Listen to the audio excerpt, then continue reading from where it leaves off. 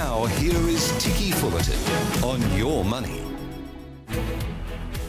Hello there, I'm Ticky Fullerton, every night bringing you a full hour of the very best in business coverage across the nation and internationally, especially where business and politics meet.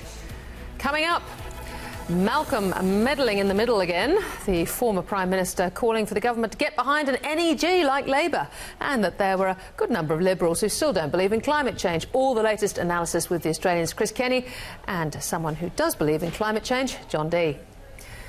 Defence of the realm, what are the clear and present dangers for those running our home security? We talked to former US Acting Secretary of Homeland Security Elaine Duke and listed company Kleos Space Chief Peter Round.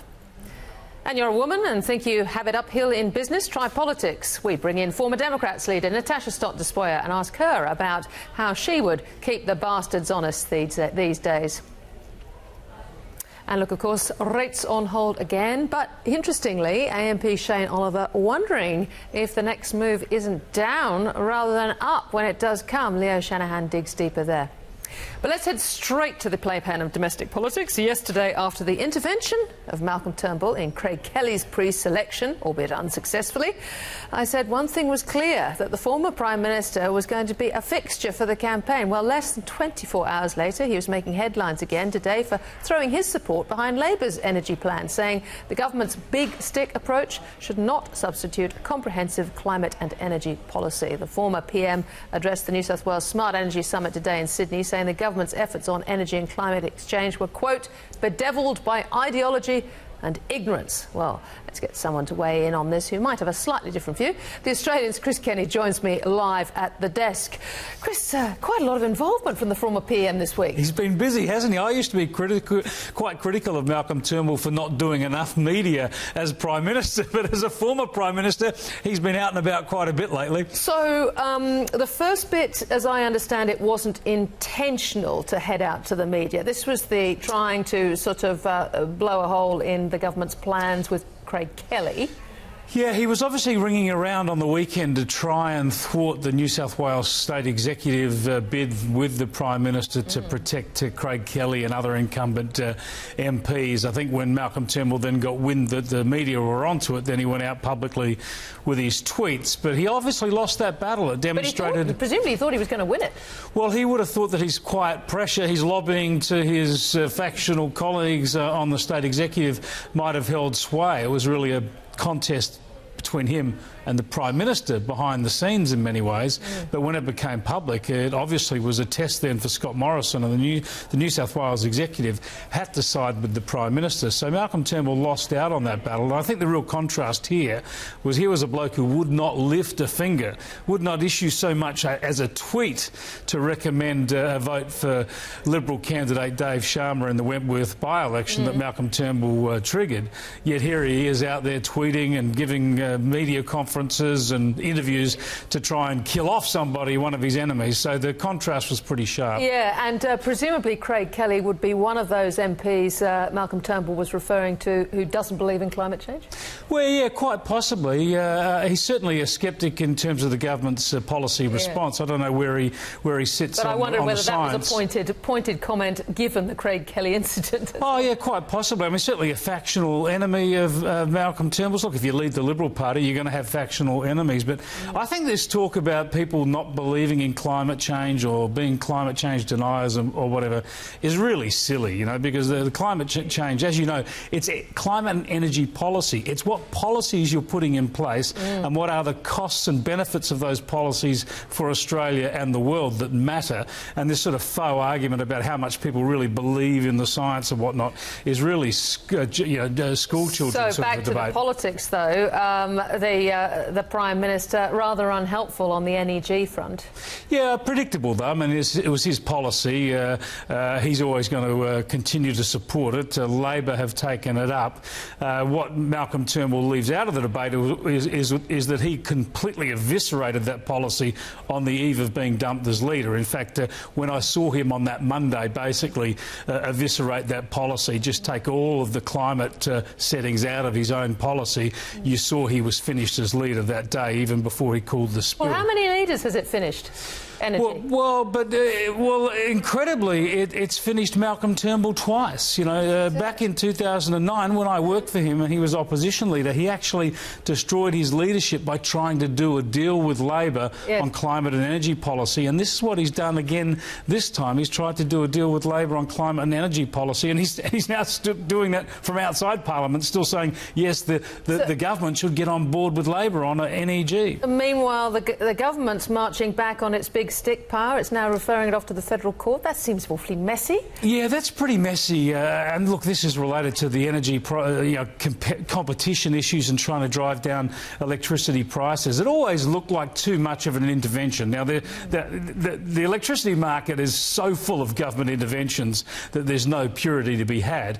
But it always looked like a bit too much to have the federal government basically be able to force private companies to divest. Well, they don't want it. Yeah, of course. And it's kind of an anti-liberal policy. So I think this compromise is a bit of a humiliation for the government, but a sensible one. It brings it back. It brings the courts back into play and a little bit more certainty for business, I would have thought. Finally, sensible, these new rules on leadership for the Liberal Party? Oh, absolutely. You've got to wonder why they hadn't done this earlier. But I think that threshold for a Prime Minister of 2/3 of the party room before you change the rules is one that most Australians would think makes sense, and I think it's very wise to do this now ahead of the next election. Chris Kenny, great to get your views. Thanks very much. Cheers, Ticky.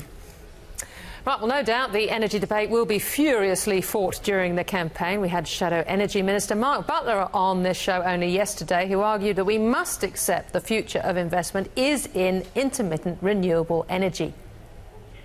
The big challenge over the coming decade particularly is to get enough firming technology into the system so that when we do have a system that's more reliant upon intermittent renewable energy, and we will, everyone accepts that that is the future of generation investment, that there is firming technology into the system. And that's why the National Energy Guarantee was such an important proposal for the Parliament to consider, because it brought in the reliability obligation on the one hand, so a market signal that did ensure there was going to be enough firming technology in the market, but also on the other hand a generation investment signal that would give investors the confidence to put the very substantial amounts of money onto the table to start to renew our ageing, increasingly unreliable generation infrastructure.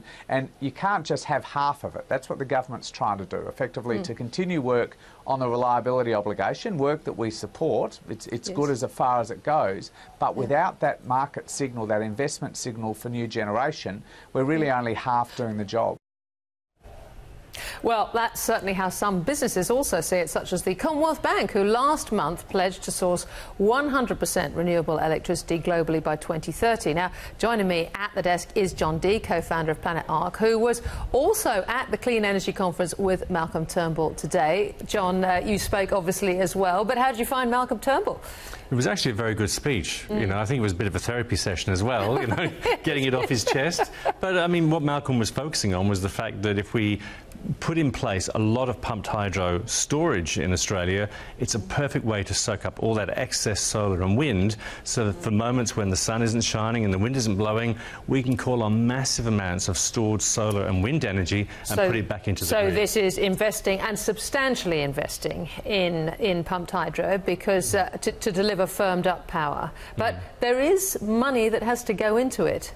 Look, but that money is available in the market. In Arup, where I also work, we're working on a lot of pumped hydro facilities. We were Arup being a massive engineering business, and so we were responsible for Electric Mountain in the UK, which is a 1,800 megawatt pumped hydro facility that plays a really critical part in the British electricity grid. But it all makes sense financially at the end of the day. If you look at the wind power and the solar power that's going to be going into those pumped hydro facilities, it's going to be incredibly cheap. So the actual material, that's, the energy that's going into the pumped hydro is going to be ridiculously cheap. But the pumped hydro themselves is also coming down in price. So Snowy 2 is one pumped hydro project, but there will be a lot of cheaper pumped hydro projects around the country. I think there's one in Tasmania which is going forward as well. I think look, we've got 3 pumped hydro facilities already in Australia. Australia, but some of the projects that Arup is working on, financially they really stack up and don't need government subsidies. They will actually be funded by the market. Exactly, because this is one of the things that Malcolm Turnbull was calling for, that actually we don't need the subsidies that we did have in renewable power, because everybody's been quite surprised at how the prices have come down, how developments have... Absolutely plummeted, Ticky. I mean, if you look in the last 10 years, the price of solar PV has come down by 80%, and it's only going to get cheaper. It's also going to get a lot more efficient. And if you look at wind power, again, the price of that has plummeted to the point that when people say that it makes no financial sense to build new coal power stations because it just cannot compete with renewables matched up with storage, that is now the absolute case. And you know, I deal with financial companies all the time, looking at the financials now, and the simple fact is we moved on. And I think what we need to look at politically is moving on, because so when someone like Commonwealth Bank says no, they will be 100% renewable by 2030, I think that was right, it is going to be cost efficient for them as well, because because I mean, it's all part of their social licence, obviously, as well. Well, nothing to do with that, really. If you look at it, it's a pure financial play. So the power purchase agreements right now with renewable energy, a well-negotiated power purchase agreement, you're going to see about 15 to 47% reduction in the electricity component of your bill. So the companies that have been doing this in Australia, like Telstra, Commonwealth Bank, Coca-Cola, Amatil, BlueScope,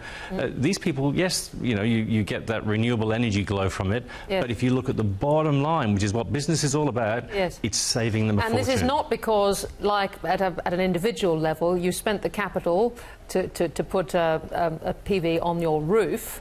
This is actually just doing deals at a business scale. And you're also buying directly from the farm. You know, if you're buying food and you buy food from the farm, it's going to be cheaper than if you get it from a supermarket. Same applies if you buy a long-term energy deal directly from a wind farm. I mean, Commonwealth Bank are interesting. They've already halved their use of energy through energy efficiency. They've put solar on about 50 of their branches and offices. And now, from January the 1st, 65% of their power will come from wind power, from a wind farm where they're buying directly from there. And they will save money by doing it. So we've got this extraordinary innovation happening everywhere in this space. We've also got people like Sanjeev Gupta doing green steel, sort of co-generation stuff down in South Australia and elsewhere in the world. The big challenge, though, is the transition. How to get between, you know, we've got Adani being green lighted up north. How do we make sure that we can transition without the blackouts and without the high costs that will come if there is a problem? Look, it's very, very simple. You know, at Arup we've been working on this, you know, 6 major pumped hydro projects we're working on right now.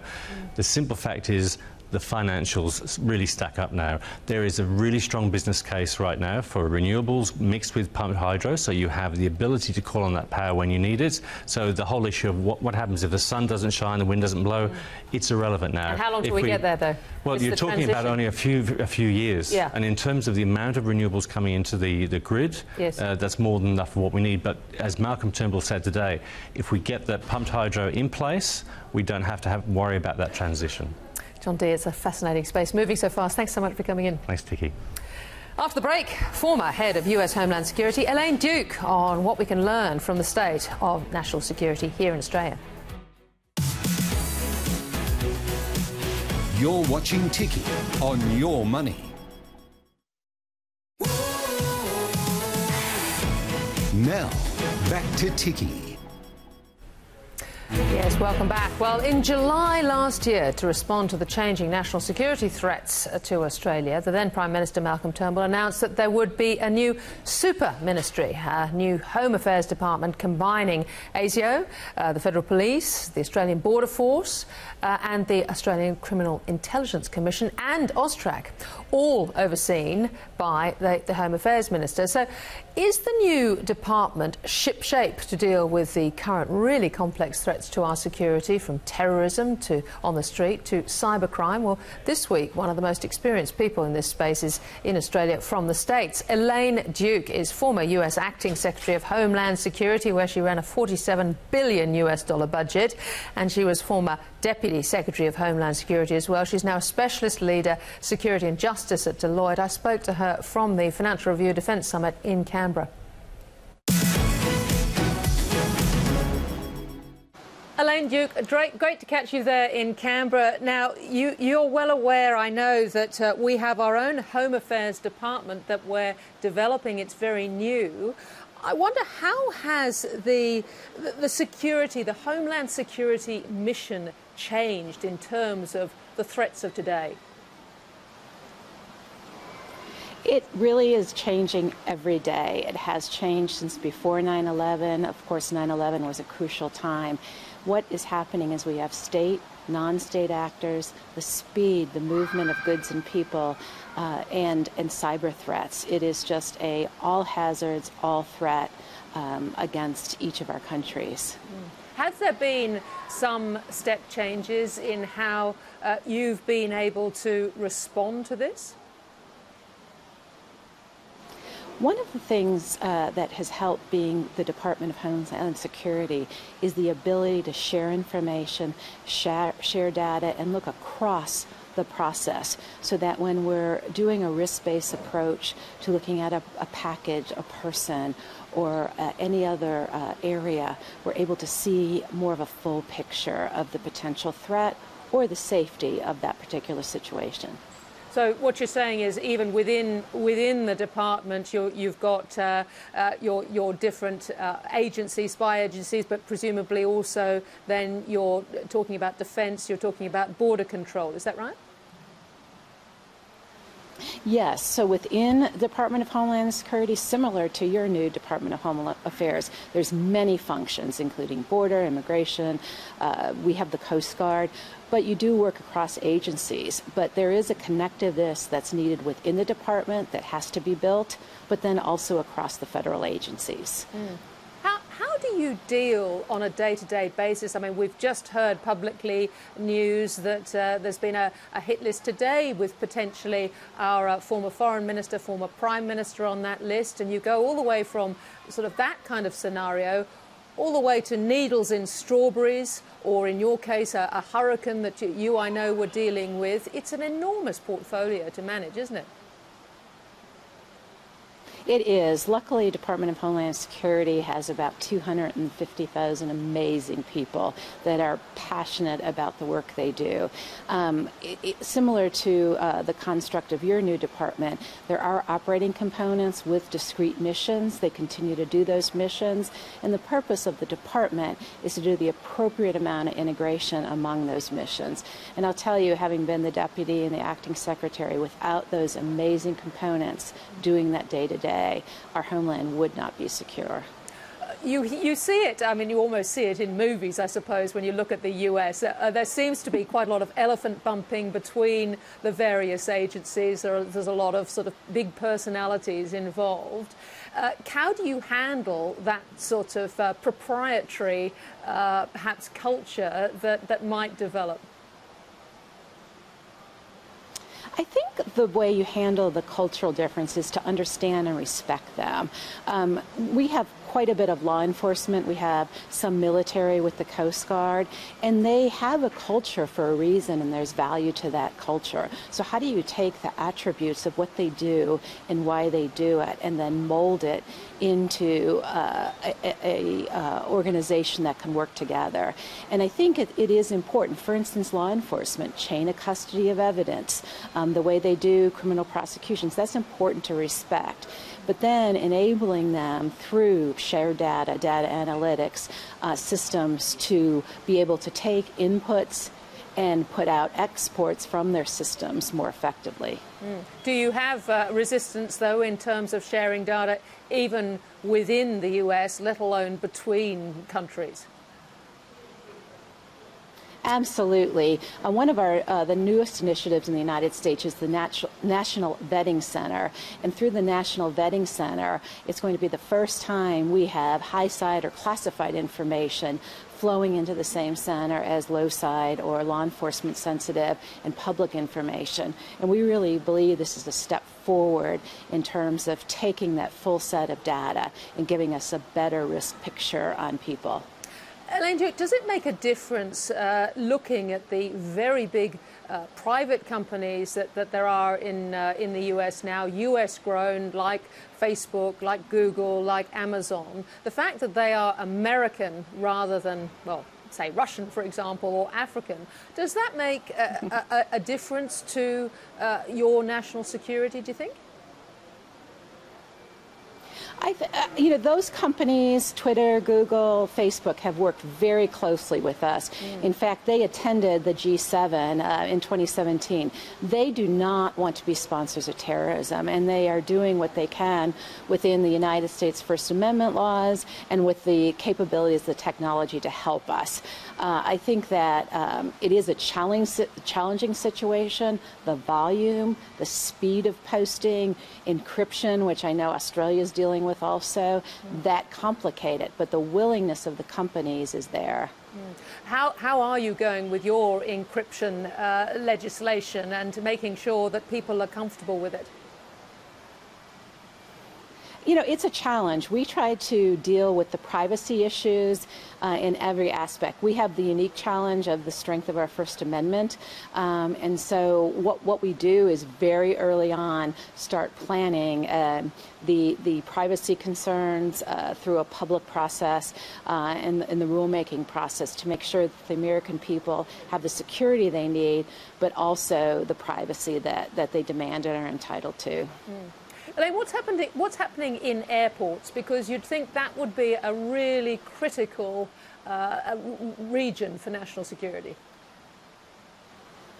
I mean, airports continue. The terrorist organizations, they want to have, you know, a big event happen. And airports, obviously, airplanes are a forum for them to have a major event. So we continue to work to strengthen aviation security. That includes raising the baseline for aviation security with new standards that we worked on with Australia, the UK, and the rest of the EU about a year ago, and we had the issue with laptops. So I think that working with private industry to develop technologies that better scan, screen both people and goods, and also related, such as airport workers. We need that full data, biometrics, and the full risk portfolio to make sure that our transportation system is secure. And a lot of thinking going into drones and who owns them and how close they can get to airports?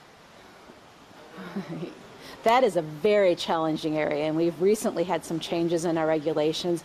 For commerce, the use of drones is extremely important. That last mile of delivery of packages is challenging for the commercial entities, and we recently made some changes to enable that. But we need the authorities in the United States to know when it's friend or foe and to be able to take care of protecting the airspace with drones. In addition to their legitimate use, there's a threat of dumping of customs issues, but probably even more importantly, because it's a life issue, is synthetic drugs, the opioid crisis.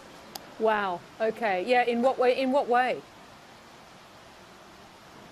Whether drones could be used to move those. You know, we have an opioid crisis in the United States, and too many deaths from these synthetic drugs. And because they're so powerful, to be able to track them in U.S. mail through small drones is really a challenge, and we have to make sure that we're addressing that threat. To human safety. Right. Finally, I come back to you know, what we think here of as sort of day-to-day terrorism. Do you think the security forces around the world were surprised at how effective the most basic of weapons has become from the point of view of the terrorists? For example, the truck.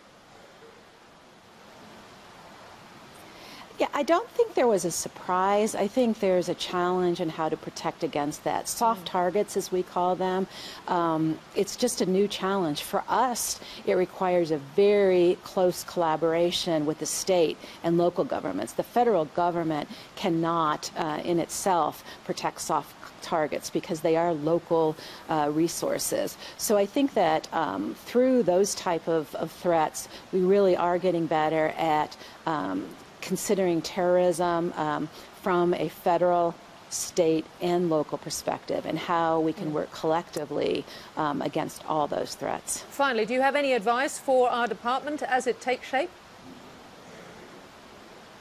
My advice for the department would be to address the systems and the cultural issues quickly.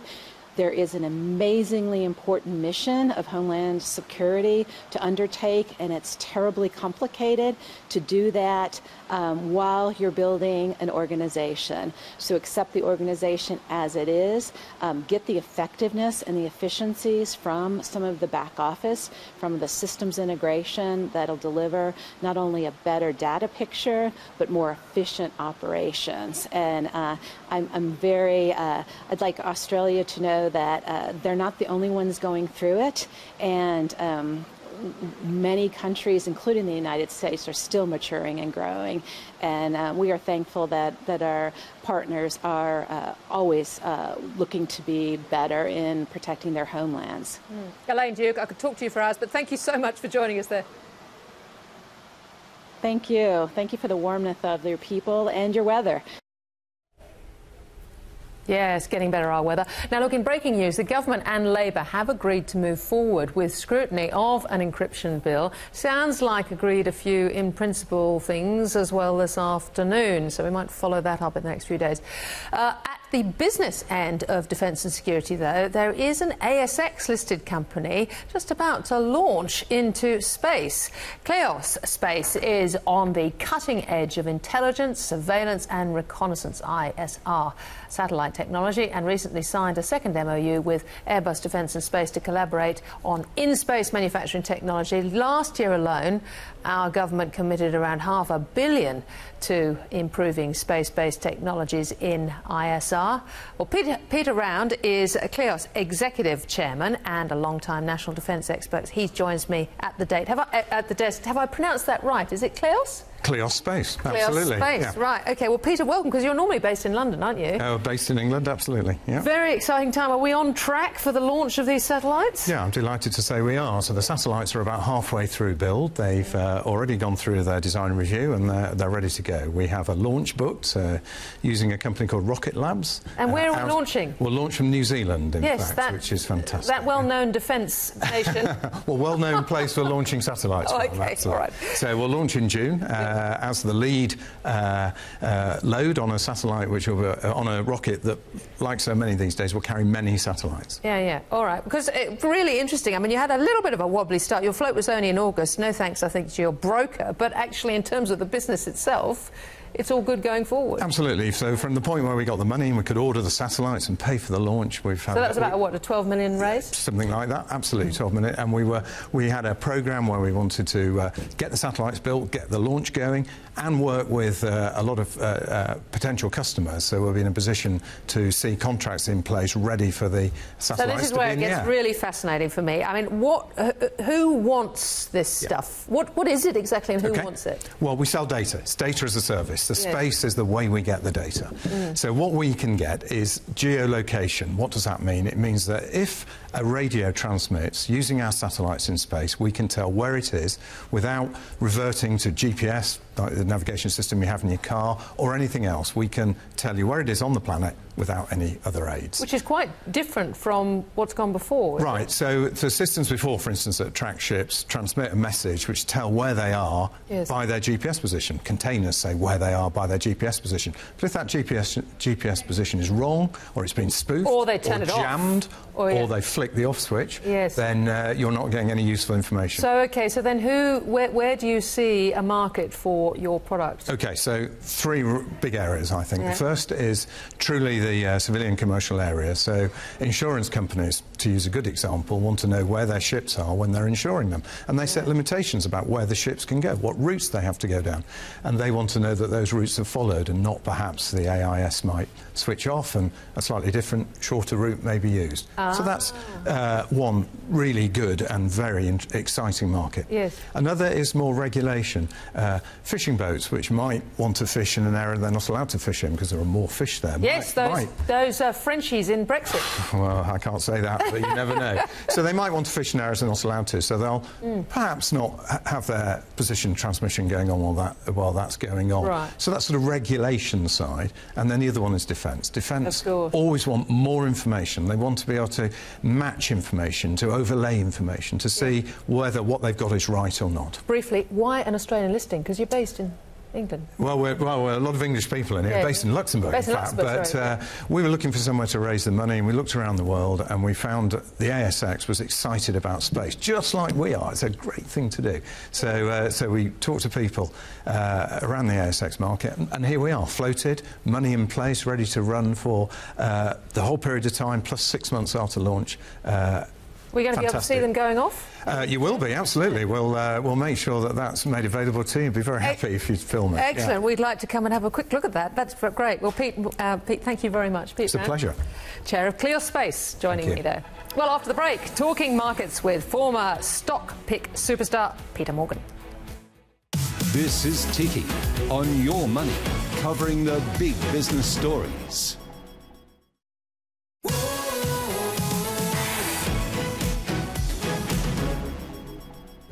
Welcome back. We're moving to markets now, and the ASX 200 today closing down 1%. This after a stellar day yesterday, wasn't it, with markets feeling the love off the back of eased trade tensions following that G20 summit. So what happened on the market today? Well, more pleased to welcome Peter Morgan, private investor and former perpetual stock star picker, who joins me live at the desk.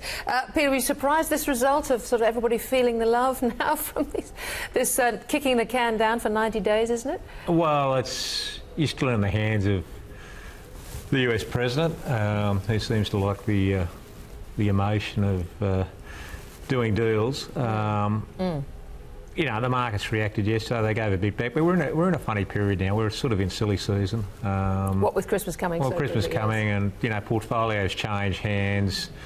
Well, they used to change hands when I was involved in it. You know, mid-November through early December. Yes. And, you know, historically speaking, the last 2 weeks of December are quite solid months for the market. So it's more what, you know, I think it's more directionally, it's more what happens in February and March next year as to how the... Exactly how they... Now, very interesting development. Did we ever think this was going to happen? The father of index funds, Mr. Bogle at Vanguard, is now saying that perhaps there might come a time when there might be too many of them. For their own good. Yeah, no, it was an interesting article in the Wall Street Journal last week where he's virtually questioning the size of and the dominance of index funds in the US. I mean, the market's effectively now, the index market over there is effectively a tight old gobbly today between three players, and passive or index funds are controlling almost 17% of all the listed shares over there, which brings... So just to interrupt for a second, the issue is not so much that the security structure itself might lead to concerns over what it's actually representing. It's more about the dominance of the two or three players over there and their influence on boards of companies. Well, it's a large part of that, and how they vote. Yeah. And the other thing is that the markets really haven't tested. It becomes more sentiment driven when it's passive. Yes. And as it works on the way up, it can also have quite big, large effects in terms of volatility on the way down. But Bogle was questioning the fact that you've now got 17 and maybe it gets to 25, or some even suggest you could get to 40 or maybe even 50% of if it keeps going the way it is, passive ownership in companies, which three big players being advised by effectively proxy advisors, brings out an interesting dynamic in terms of the direction. Herd mentality. Well, that's another. That's a good word for it. Herd mentality. But again, if you come back to this Australian market, it's somewhat different in terms of concentration. I mean, there's big skews at various times towards banks or mining. Yes. I was there when News Corp got to 21% of the index. It's a small market. It's not. Yes. You know, I always said, but look, we've got a really interesting shift here in perhaps a different way, which is thanks to the Royal Commission and thanks to the behaviour of our retail funds. We've now got a lot of money going into industry funds, so you've got some very big industry funds. Well, that's the next, that's the next interesting thing over the next 10 years. I mean, I'm a big believer in terms of, size stopping a fund manager. A lot of the industry funds are now taking it in-house. And a lot of that's untested. Funds management's not easy.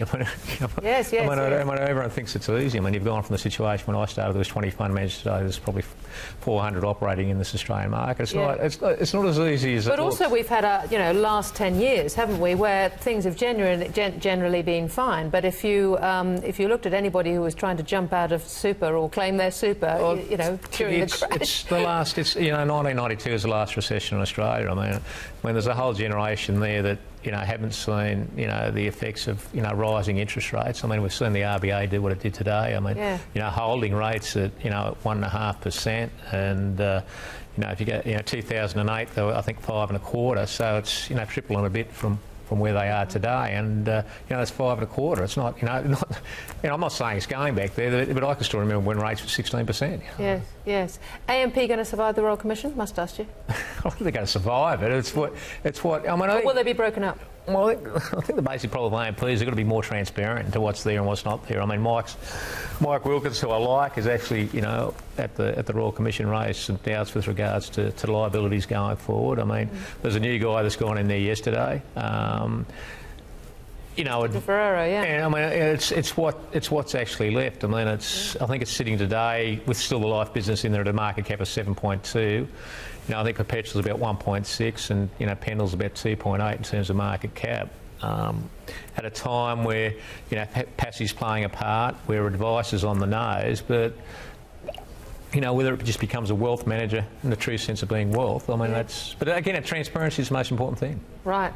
Peter Morgan, always great to talk. Thanks very much. Now, women in leadership. What a topic at the moment. In business, it's a running sore with the low representation of women on public company boards in Australia, and more particularly in the active roles in the C-suite. CEO, CFO, CIO, strategy, all that sort of stuff. But then look at Parliament, and especially the Liberal Party. Well, one of the most successful parliamentary leaders in recent times was also the youngest woman in Parliament. Natasha Stott Despoja rose to be leader of the Democrats in the early noughties, I think. But by the time the party finished up, she'd also been the longest-serving senator in her party. She later became Australia's ambassador for women and girls. Natasha Stott Despoja was in Sydney today at a CEDA Women in Leadership gathering. I caught up with her after that.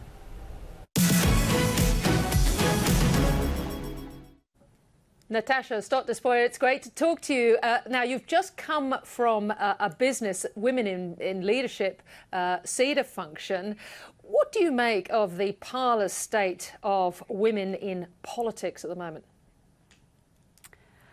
Well, good afternoon. It's been an interesting lunch because I think I'm not the only one that is despairing at the tone, some of the behaviour and language that's evident in not only politics generally, but the federal parliament specifically. People are crying out for diverse leadership, and I can tell you women and men in that room were really keen to see more women represented and more views and issues and policies that reflect women's interests. They wanted to see that reflected as well. So this has been a real problem, particularly for the Liberal Party. It came up again with that landslide victory, particularly in Victoria. And when we've got people like South Australian Liberal Senator Lucy Kichui slamming the behaviour of male bullies during that August leadership coup, nobody's actually really explained what we mean by bullying, Natasha. Can you help? Well, in as much as the community understands the concept of bullying, it has no place, whether it's in the hallowed corridors of power or in our workplaces generally. Now, whether that's intimidation, whether it's abuse or harassment, but we've also seen an added level in recent months, and that is sort of very specifically sexist abuse or at least intimidation. And that's a problem where we hear everything from so-called slut-shaming right through to comments on, you know, that double standard which describes or assesses women in terms of their appearance, indeed their clothing, those things which are outdated and riduculous stereotypes. So there's still too much of that. Right, so this is quite different because, I mean, there were, I'm sure, plenty of men bullied as well during that coup, and my understanding of that sort of level of bullying is, well, your pre-selection might be at stake, or, there might be certain things that you take for granted in your position that might not be any longer. But that's not particularly sex-specific, is it? It's not. And of course, we denounce, any kind of intimidation, and people might say, oh, come on, that's the nature of the game of politics. But you and I both know that when you visit Canberra now or you enter Parliament House, it's quite palpable, isn't it? I mean, people say to me, particularly former colleagues and friends in the place, say, oh, the tone is different. And I feel that it's different. I feel in the way people talk to each other inside the chamber, let alone more broadly, or some of the anonymous comments that you see reported online or in the paper. That genuinely Westminster adversarial nature of the, sword and a half length apart in both chambers seems to really resonate at the moment. People shouting at each other, people talking directly to each other. And of course, many of your listeners and viewers would be aware, in the Senate and in the House, you go through a chair, you speak through a president, but it's all you. And it's quite inflamed in tone at times. Why would you, as a Liberal woman, seek to go into politics today? Well, I think women, regardless of their political persuasion, do shake their heads at the concept of entering or aspiring to be politicians. I think the idea of entering politics right now is quite vexed for many people, partly because, established professional businesswomen say, they often comment to me, why would I do that, when I'm going to be subject to a ridiculous and unfair level of scrutiny? Or why would I be part of a chamber where there's disrespect demonstrated on a daily basis? And similarly, I find young people, and particularly young women from diverse and different backgrounds who are traditionally not represented in the Parliament, they just feel intimidated by it. They feel that there are other ways they can make a difference without even having to play the politics of politics. Some of that stuff just seems frivolous and time-wasting. Yeah, so you did your run so early. Obviously, you were the youngest politician, a female politician as well, and then you rose to lead a party. At that time, there were quite a few women in the Democrats. I mean, I suppose the question more broadly is, who is keeping the bastards honest now? Because the Democrats are no longer. The Greens very recently have not, been sort of crowning glory over certain sexist issues that have come to light in the last, say, 10 days, 2 weeks. Is there a role for a new type of party? Well, I'm not going to proffer the suggestion necessarily of a new party, but I will, as always, maintain the importance of a robust, talented, diverse crossbench. I think that there is a role for centrist voices in politics, obviously preferably progressive policies that emanate from that, but that role of keeping them honest or checking executive power has never been more crucial. But you think it's okay to have a number of individuals who, look, they're all taking advantage, they're all throwing their private members' bills in now because they see how precarious everything is. That's not the same as, a third party. Well, look, I think the notion of stability at the moment is a very debatable concept in the Parliament, but also you've got this added feature of the Senate in recent times where people unexpectedly have become politicians. They've become senators overnight. I mean, some people have got into Parliament with literally a handful of votes. I mean, I look at some of the, 0.0%, margins or the amount, and I think, gosh, that's not a vote, that's a blood alcohol reading. I mean, how did you manage to overnight become... Having said that, that's not meant to infer that some people don't have the talent or the capability, but there's something to be said for the population voting for someone and having that view or that party or that position adequately reflected and represented in those chambers. And I think we've seen a bit of a mix of that in recent times, partly because of Section 44 and other matters.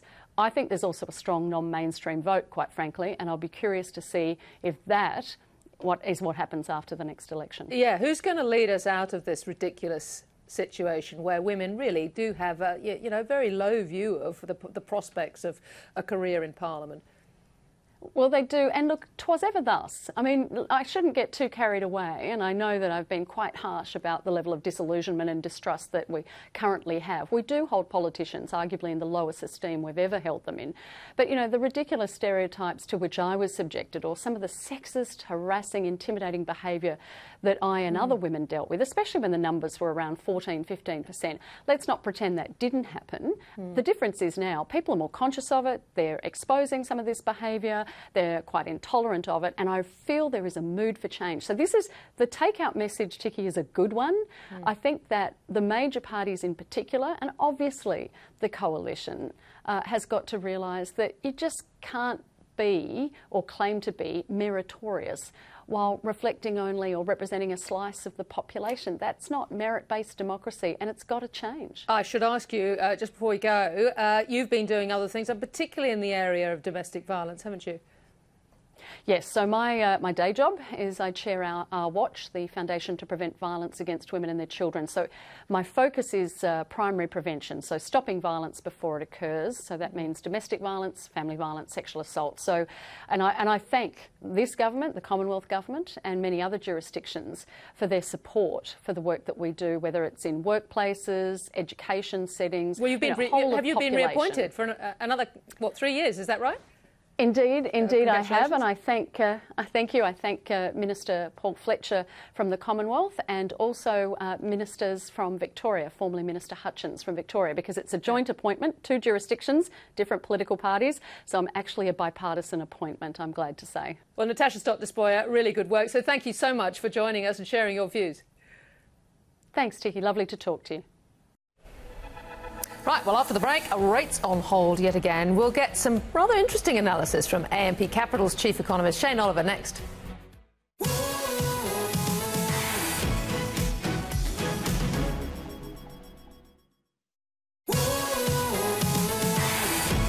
Now, back to Ticky. Yeah, welcome back. Rates on hold once again, with the Reserve Bank of Australia keeping the cash rate at the record low of 1.5% for the 28th consecutive month. Central Bank reiterated that low interest rates are continuing to support the Australian economy. However, it did flag signs of a slowdown in global trade. We all know about that, partly stemming from ongoing trade tensions. It also flagged slow growth in household income, high debt levels, and only a gradual lift in wages. For some more analysis, Your Money's chief business reporter Leo Shanahan spoke with AMP Capital's chief. Shane, you put out a note yesterday I thought was pretty interesting. It talked of a perfect storm in regards to property. Do you think the RBA is taking enough notice of that perfect storm? To be honest, I don't think they are. If you read today's statement, they still seem fairly relaxed about the slowdown in the property market. They're still describing conditions as having eased. There is a bit more in there about some lenders being reluctant to lend, but overall I think they still seem very relaxed about the property market, which I think is quite surprising given the acceleration we saw to the downside in price numbers we saw for Sydney and Melbourne when the data came out yesterday. Yeah, I noticed they do make particular note of credit conditions from both the supply and demand side though as well this time. That's right. They've been, I guess, in various speeches, they've emphasised that it's both supply and demand, but overall they seem to be, until recently, it was mainly a demand phenomenon that investors were pulling back. I think now they're at least acknowledging that there is a big supply issue here, and that, of course, comes to the concerns about a credit crunch in the Australian economy, with Australian banks, lenders being reluctant to lend, partly in response to the shellacking, I guess, they got for various reasons at the Royal Commission. Yeah, now anything else in today's statement strike your fancy? The unemployment I thought was interesting, also a bit on CPI. Overall, the Reserve still seems fairly upbeat. I still see this statement as characterising the Australian economy and the outlook as glass half full. Still upbeat in terms of the growth outlook for Australia, emphasising public investment, business investment and so on. Yes, a bit on consumer and the risks around the consumer, but not a lot, and still fairly upbeat on the labour market and hopeful that wages growth will pick up. It's interesting that consistently they say the real risk is around household consumption, which is probably accurate, but not linking that necessarily to housing. And your point, I think, which is a good one, which is in Australia we don't enough see housing linked to so much of the other parts of the economy, because for so many Australians it's their major asset. That's right, it is their major asset, and it's a greater share of household wealth in Australia than it is in virtually every other country. It's sort of up there around 60%. Many other countries it's well below 50%. So when house prices go up, you feel happy, you feel wealthier. We've certainly seen that in recent years in Sydney and Melbourne over at least the 5 years to middle of last year. That was helping to drive strong consumer spending in those two states, in New South Wales and Victoria. Now, of course, it's going in reverse. We're seeing house prices falling at the rate of, 5-10%, depending on how you look at it on an annualised basis. That's going to be a big drag on confidence, but also wealth. That negative wealth effect will start to come through as we go through next year. And I think that's probably the biggest risk to the Australian economy going forward, that the Reserve Bank's 3% consumption growth forecasts aren't realised, that you get a number which is a lot lower. That in turn leads to increased risk on the downside regarding inflation, and therefore the Reserve Bank has to do a bit of a flip here and start talking about the next move being a rate cut as opposed to a hike. Yeah, well, on a macro level, of course, we've seen a bit of a détente in the last week between China and the US over trade. Was much attention paid to that in the statement?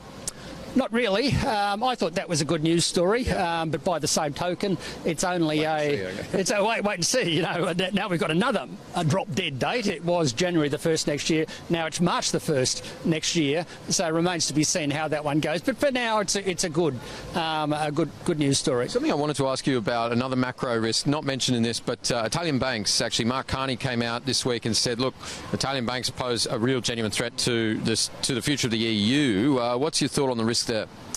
As things stand at present, it's okay. The real risk comes if the Italian economy continues to deteriorate, as it has been a bit lately. That would put big pressure on the Italian banks, which still suffer from relatively high levels of non-performing loans. So they've never really recovered from the last economic downturn they had, which I think was back around 2012-13. So that is a huge risk in Europe. Hopefully they will all hang together there, but the risk specifically is that if Italy doesn't compromise a little bit on its budget, then it may not get access to assistance, financial assistance from the rest of Europe under what they call a deficit EDP. I've forgotten what it precisely stands for, but obviously Italy's in some trouble for not coming up with a deficit number which is in line with European expectations, and if that process proceeds, they may not get full access to emergency funds coming out of Europe. Okay, very quickly, next move still up in the new year? I think it's still up, but I'd have to say I'm looking at it pretty closely now. I think I'm really wavering here. And yesterday I was almost at the point of saying the next move will be down. I decided, well, I should wait for the GDP numbers and see what happens on retail sales this week. So I think come Thursday I'll make a decision on that one. But very finely balanced. All right. Thanks so much, Shane Oliver. My pleasure. Leo and Shane Oliver there. That's all for the show tonight. Tomorrow night, Greg Combet, former unionist, climate change and industry minister, and now board director. See you tomorrow night at 4:30 p.m. Eastern Time, or tonight on Catch Up at 10 p.m. Thanks for your company.